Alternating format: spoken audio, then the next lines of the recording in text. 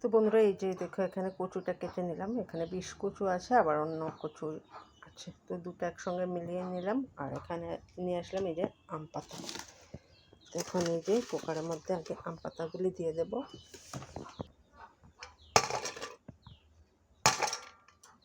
তারপর দিয়ে দিলাম কচুগুলি। এখন দিয়ে দেব জল। আম পাতাগুলি ভালোভাবে এর মধ্যে ডুবিয়ে দেব।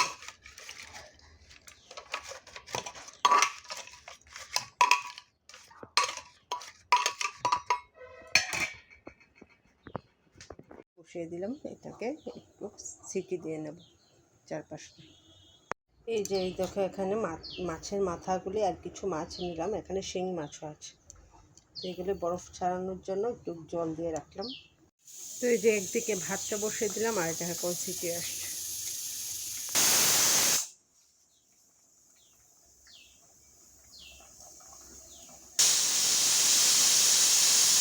এই যে দেখো এখন মাছের মাথাগুলি ভেজে নিচ্ছে।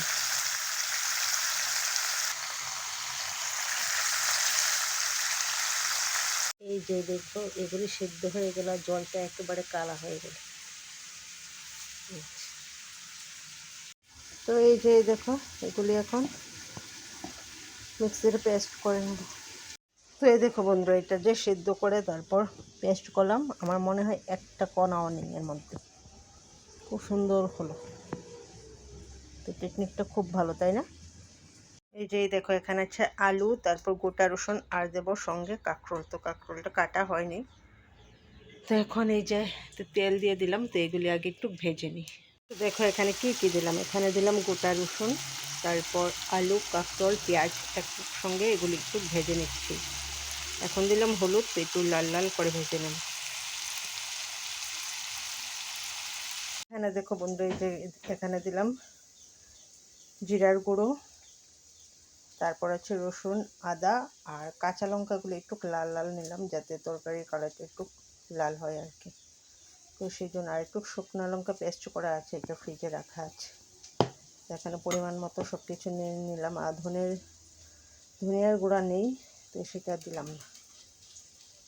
এটাকে এখন ভালো করে একদম ঝরঝরা করে টানিয়ে নেব। এর মধ্যে এখন দেব নুন আর হলুদ। তেল কিন্তু দিইনি, তেলটা পরে দেব।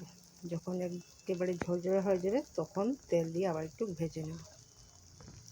এই যে দেখো ভালো করে একটু টানিয়ে তারপর এখন তেল দিয়ে দিলাম। তো তেল দিয়ে এখন ভালো করে আবার একদম মানে একটু শুকনো শুকনো করে নেব আর কি। তো এই যে দেখো বন্ধুরা, এটা এরকমভাবে একদম শুকনো শুকনো করে নিলাম। কড়াইতে তেল দিয়ে দিলাম শুকনো লঙ্কা, তারপর দিলাম তেজপাতা। এখন দিয়ে দেব 5 ফোড়ন।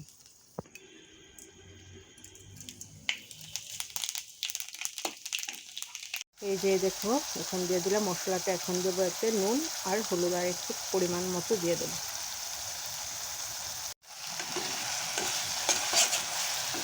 এখন দিয়ে দেবো এই সবগুলি। তারপর দিয়ে দেবো এই যে এই কচুটা। এই যে এখন দিয়ে দেবো এই যে মাছের মাথাগুলি, আর সবগুলি তো দিয়ে দিলাম। এখানে বসিয়ে দিলাম ফিল্টারের জল, একটু ফুটন্ত জল দেবো আর কি, ঝোলটা দেওয়ার সময় আর কি। তো দেখো এই যে জলটাও ফুটে গেল, আর এখানে তো কষিয়ে নিলাম। তো এখন এই জলটা এর মধ্যে দিয়ে দেবো। ঝোলটা দিয়ে তারপরে এর মধ্যে দিয়ে দিলাম আবার 2-3টা আম পাতা। এটা একটু সেদ্ধ হবে, তারপর নামিয়ে নেব। এখানে আছে একটু গরম মশলা, এখন এটা দিয়ে দেবো। আমি কিন্তু যে গ্যাসটা অফ করে নিলাম, কারণ ফুটন্ত জালে যদি গরম মশলা দেওয়া হয় আবার এটা কালারটা নষ্ট করে দেয়। তো এখন এই যে আম পাতাগুলো তুলে ফেলে দেবো। তো চলো, আমার রান্নাটা কমপ্লিট।